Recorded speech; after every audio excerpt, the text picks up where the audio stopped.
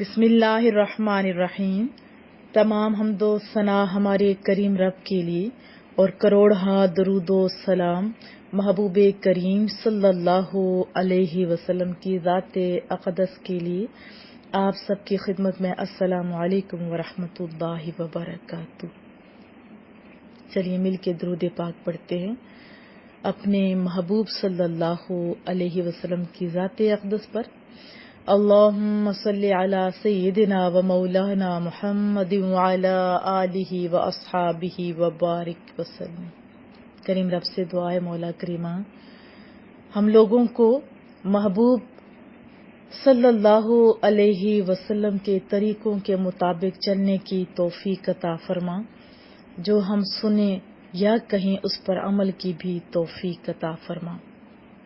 ایک آیت قرآن کریم کی بہت ہر بول ہی بڑا پیارا میرے رب ذوالجلال کا، لیکن یہ اس ایک آیت کو بھی اگر ہم دھیان سے سنیں گے مجھے امید ہے کہ ہم لوگ انشاءاللہ اس رستے پہ چل نکلیں گے جو میرے رب ذوالجلال کی طرف جاتا ہے۔ کتاب رحمت میں ہے اعوذ باللہ من الشیطان الرجیم بسم اللہ الرحمن الرحیم۔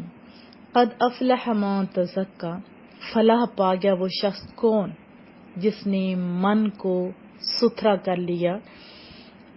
دیکھیں ہم روز اپنے بدن کو مل مل کے دھوتے ہیں، نہاتے ہیں، نئے نئے کپڑے پہنتے ہیں، وہ بھی دھو کے استری کر کے، اسی طرح گھر کو بھی ہم لوگ دھوتے ہیں۔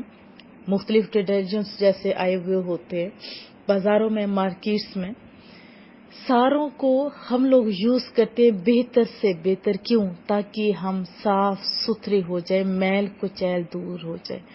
تو روح کی میل کی طرف بھی تو تھوڑا دھیان دیتے نا، اندر کی غلاظتوں کو بھی تو ہمیں دھونا ہوگا، کچھ ایسا بھی تو ہمیں کرنا ہوگا کہ من کی غلاظتوں کو دھوئیں گے تو تب ہی ہم لوگ فلاح پا سکیں گے۔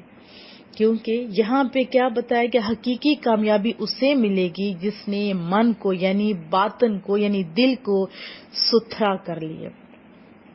دل کی صفائی بھی ہمیں کرنا ہوگی۔ دل کے اندر حسد، بغض، کینہ، نفرتیں ادھر ہی تو پلتی ہیں نا، اور جس من میں یہ چیزیں پلتی ہوں گی تو کیا وہ محبوب کی جلوہ گاہ بن سکتا ہے؟ دیکھیں میلی کچیلی جگہ پہ آپ نہیں بیٹھتے، میں نہیں بیٹھتے، وہاں بیٹھ کے کھانا نہیں کھاتے، تو کیا ہمارا رب جو ہمارا محبوب ہے وہ اس گندے دل میں آئے گا؟ اسے ستھرا کرنے کی ضرورت ہے۔ اگر ہم ستھرا کر لیں گے تو پھر اس شاعر کے بول ہے نا، ہر تمنا دل سے رخصت ہو گئی، اب تو آج اب تو خلوت ہو گئی۔ تو اب دل کے بالکل جب ہم سارے صفائیاں کر لیں گے تو پھر دیکھیے گا کہ آپ تھوڑا بھی پڑھیں گے تو آپ کا اس تھوڑا پڑھنے میں بھی اثر کتنا زیادہ ہوگا۔ یہ توقع نہ رکھے کہ من میں گند ہوگا، حسد ہوگا، کینہ ہوگا، بخیلی ہوگی، سب کچھ ہوگا اور پھر کہو گے یہ محبوب کی جلوہ گاہ بنے گی، تو یہ چیز بھی درست نہیں ہے۔ ادھر رسول اللہ صلی اللہ علیہ وسلم اپنے صحابہ کے ساتھ بیٹھے ہوئے تھے۔ محبوب تو ہر ٹائم تربیت ہی کرتے تھے، نصیبوں والے لوگ محبوب کو دیکھا بھی کرتے تھے۔ مسجد نبوی، اللہ اکبر، آپ ذرا تصور تو کیجیے۔ حضرت عبداللہ بن عمر روایت کرتے ہیں کہ اچانک رسول اللہ صلی اللہ علیہ وسلم نے فرمایا کہ آپ جنتی دیکھنا چاہتے ہو؟ تو سب لوگوں کو اشتیاق ہو، کون ہے جو جنتی نہیں دیکھنا چاہتا؟ آپ بھی تو یقیناً ایسا چاہیں گے۔ بہرحال سب نے کہا ہاں یا رسول اللہ، ہم بھی تو دیکھنا چاہتے ہیں۔ تو فرمایا جو ابھی دروازے میں پہلا شخص داخل ہوگا، جو دروازہ کھلے گا پہلا شخص آئے گا وہ جنتی ہوگا۔ تو سارے صحابہ کرام اجمعین بڑے شوق سے، بڑی محبتوں کے ساتھ دیکھنا شروع ہو گئے۔ جو انٹر ہونے والے شخص تھے وہ بزرگ تھے، وہ آئے اور سارے لوگ دیکھ رہے، انہیں تو نہیں پتا تھا لیکن سارے لوگوں کو پتا تھا کہ ان کو کس شوق سے دیکھا جا رہا ہے۔ ایز اٹ از دوسرے دن بھی ہوا اور اسی طرح تیسرے دن بھی ہوا۔ حضرت عبداللہ بن عمر کہتے ہیں کہ مجھے تجسس ہوا کہ عمل ان میں کیا تھا کہ اتنی بڑی بشارت محبوب جو سچے محبوب ہیں دنیا میں ہی دے رہے ہیں۔ دیکھو ان کے اندر نیکیوں کا جذبہ کتنا تھا۔ اب یہ تجسس کہ وہ کیا کرتے ہیں میں وہ نہیں کرتا، میں کیوں نہ کروں۔ اب وہ جاتے ہیں اور ان سے یعنی بزرگ کے پیچھے پیچھے اور ان سے عرض کرتے ہیں کہ بھائی جان میں آپ کے گھر ٹھہرنا چاہتا ہوں۔ تو انہوں نے بڑے خوش دلی سے کہا کیوں نہیں، ادھر ذرا آپ بھی تو سوچیے، ہمارے گھروں میں جب کوئی مہمان آتے ہیں، مجھے سننے میں یہ بھی آتا ہے کہ لوگوں کے منہ پہ بل پڑ جاتے، تو یہ چیز بھی درست نہیں ہوتی۔ مہمان اور میزبان دونوں کو جو جو رسول اللہ نے ہمیں بتایا نا، اسی کے مطابق ہمیں رہنا بھی چاہیے اور رکھنا بھی چاہیے خوش دلی کے ساتھ۔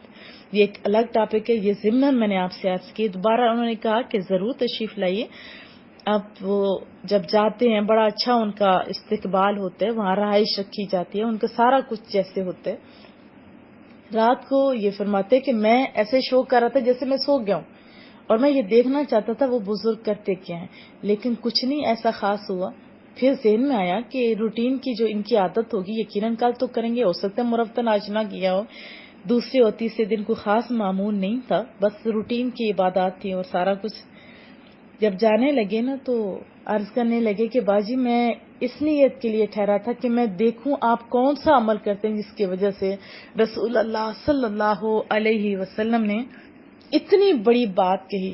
تو انہوں نے کہا سن اے عبداللہ سن، میرا کوئی عمل ایسا تو نہیں، لیکن یہ ضرور ہے کہ میرے دل میں کسی مومن کا بغض نہیں ہے۔ کیا بتایا کہ دل میں بغض نہیں ہے، میرا دل بڑا ستھرا ہے۔